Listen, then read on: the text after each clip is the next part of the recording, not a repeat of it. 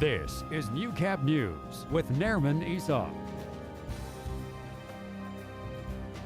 Good evening and thank you for joining us. 5 people from the area are facing charges in relation to an incident in Unity from Saturday night. RCMP were called to a fight at a home where they found 2 men and a woman suffering from minor injuries, including being bear sprayed. The suspects were later found that night after being stopped by Lloydminster and Maidstone RCMP on Highway 16. 5 men were arrested and face various charges, including assault with a weapon and possession of a prohibited weapon. Now, those charged are Matthew Maleshko and Hadland Thomas, both 24 years old from Vermilion, 22-year-old Dakota Fowler, and 28-year-old Jason Johnson from Lloydminster, and 21-year-old Austin Beckley from Unity was also arrested.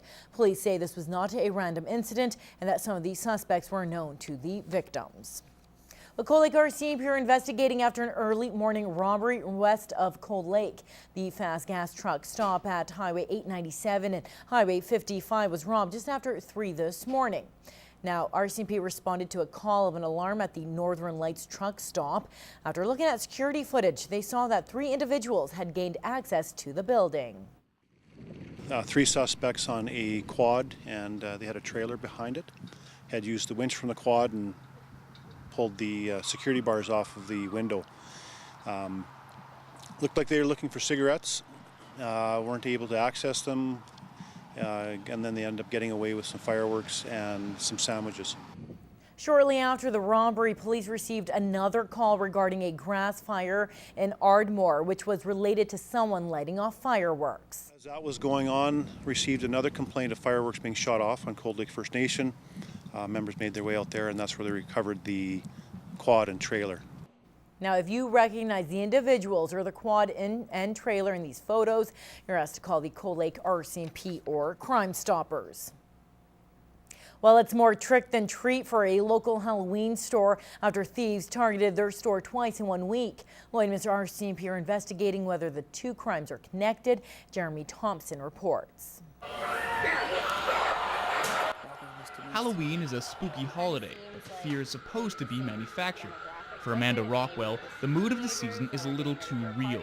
Last week, they had their 25-foot inflatable pumpkin mascot stolen, and just 4 days later, thieves broke into the store at night. From what I can tell, it kind of looked like they pried the door open, smashed the lock. They came in, they stole some fog machines, black lights, all of our eye contact lenses.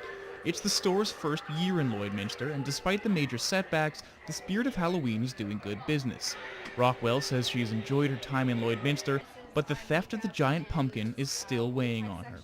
It was kind of the first big marketing tool purchase that my parents bought for their business, and it definitely does have some sentimental value for them, and me as well. We just hope we get it back. In addition to having a lot of sentimental value, the Great Pumpkin is also worth quite a bit of money.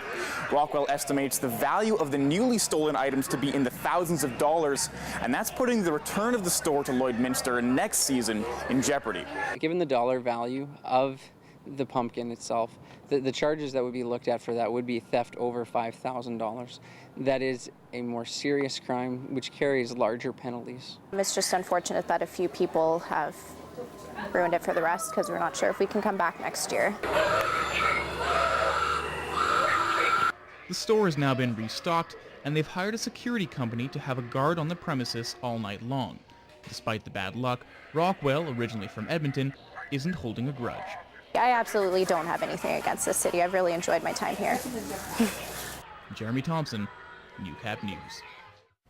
2 youths from the Red Pheasant First Nation are in police custody, facing several charges following a break-and-enter overnight. The alleged incident happened around 4:30 this morning at a farm located 5 kilometers south of the Battlefords. One of the male suspects was arrested nearby, while the other was located a short time later with the assistance of a police dog. Now, a stolen truck from the Warman area was also recovered. Well, Alberta's new Premier and Health Minister are promising to improve rural health care as they launch a comprehensive review in the province. Rural Alberta needs to be taken care of in a way that we all would expect to be serviced by a healthcare system.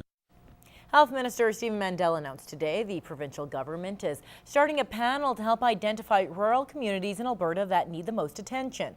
Vermilion Lloydminster MLA Richard Starkey will chair the panel. The different the different things that we have to look at in terms of being able to more effectively use the resources to make sure that access is timely, that specialist services are available to people that need them.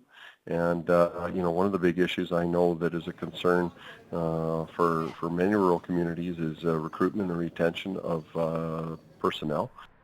Starkey is expected to report back to the health minister with his findings in 90 days. Well, changes are in store for mobile trailer owners in the city. Daily fees are on the rise. Staff say fees haven't been updated since 1998. They were at $1.03 and will be increased to $1.50. Officials say this will ensure trailers will have full access to all the services the city has to offer. We just wanted them to pay a more equitable share of access to those services. So we're saying what we're asking them to pay in fees is equivalent to less than $75,000 assessment on their trailer. Now, trailer park owners pay tax on the land itself, but residents pay the fee. The trailer parks are a little bit unique because the land is actually owned by the trailer park or an individual privately owned. So the people that are renting or have a trailer are actually leasing from the property owners themselves. So it's not like they own the land necessarily. We ask the trailer parks to administer for us, and so they collect fees on our behalf each month, and then they send those funds to the city.